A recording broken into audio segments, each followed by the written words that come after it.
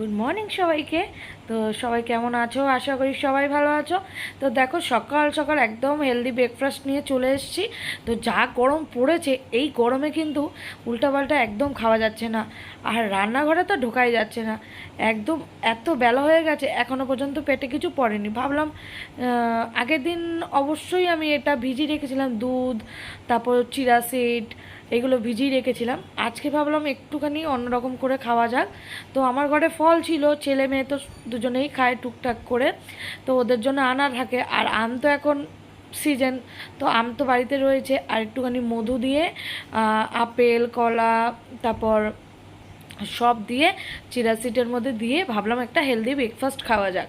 তো অনেক দিন হয়ে গেছে, তো খাওয়াই হয় না। সকালবেলা না হলে আমরা ভাত খাই, না হলে কচুরি, কোনো সময় যখন যেটা থাকে তখন সেটা খাই। বাঙালি বাড়িতেও যখন যেটা থাকে সেটাই খাই, কোনো বাছবিচার নেই। তো আজকে খুব ইচ্ছা হচ্ছিল যে এগুলো যখন আছে তাহলে একটুখানি ফলটাও বাড়িতে রয়েছে অ্যাভেলেবেল, তো ভাবলাম একটুখানি অন্যরকমভাবে খাওয়া যাক। তো চলো আজকে একটু অন্যরকমভাবে খেলাম, বেশ ভালোই লাগলো খেয়ে। আর ছেলে খেয়েছে, মেয়ে খেয়েছে। অনেকটা না জানো তো, পুরো সাবু মাখা বলে না পুজোর সময় সাবু মাখে, ঠিক সেরকম লাগছিলো খেতে, বেশ ভালো লাগছিলো। এত গরম, বসে পড়েছে ঠিক পাখার নিচে আর ঠিক জানলার সামনে। প্রতিদিনই এখানটাই বসে, এই জায়গাটা হাওয়া আসে আর পাখাটা মাথার নিচে চলে, উপরে চলে, বেশ মানে গরমটা একটু কম লাগে। রান্না করতে করতে এখানে বসেই ভাবলাম একটুখানি খেয়ে টেয়ে নিই। এখন প্রায় সাড়ে 11টা তো বাজেই।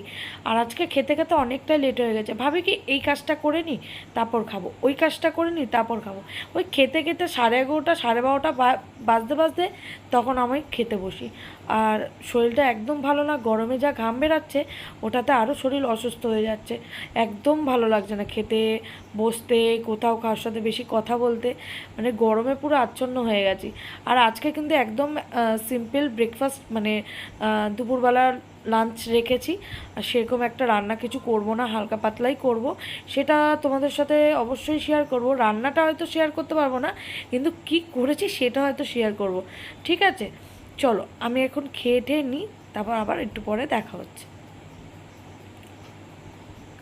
খেয়ে টেয়ে নিয়ে জলটা খেয়ে নিলাম ডক করে, একদম ফ্রিজ থেকে বার করে ঠান্ডা জল একদম, মানে মুখে দিয়ে জলটা খেলাম, মানে তৃপ্তি লাগে জানো তো।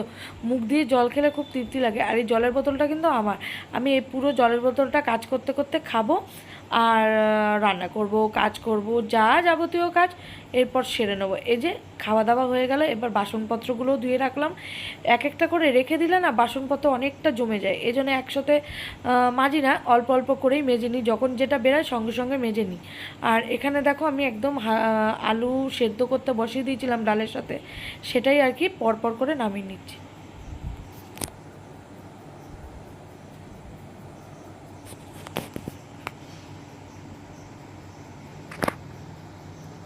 আর এই যে ডাল সিদ্ধর মধ্যে এর মধ্যে দিয়ে দিলাম। এখন যা গরম পড়েছে, এখন কিন্তু আমড়াটা খুব উঠছে জানো তো। আর এই জন্য আমরা পেয়ে আমরা নিয়ে এসেছি। সামনে একজন আসে, একটা কাকু আসে, ওনার থেকে আমি বাজার টাজার নিই। আর বেশিরভাগটা ওই নিয়ে আসে, আমার সেরকমভাবে কিছুই কিনতে হয় না দোকানে, সেরকম যাই খুব কম, মানে টুকটাক জিনিস আনার জন্য। একদম সিম্পল রান্না, সেটা হচ্ছে ভাত, আলু সিদ্ধ মাখা, টক ডাল, পাঁপড়, নিরামিষ আলুর তরকারি, সব দিয়ে সব সবজি দিয়ে একটা তরকারি করেছি নিরামিষ। আর হচ্ছে কালকের একটুখানি 1 পিস খাসির মাংস ছিল, সেটা, আর কিছু না। আর এই গরমের মধ্যে আর আজকে কিছু করতে ইচ্ছা করছিল না, একদম সিম্পল রেখেছি।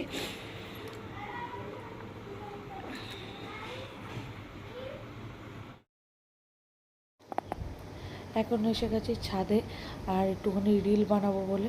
তো রিলটা তো ছাড়া হয়ে গেছে, কিন্তু ব্লগটাই ছাড়তে দেরি হয়ে গেল। তো চলো ব্লগটা এখানেই শেষ করছি। আর ভালো লাগলে লাইক, কমেন্ট, শেয়ার।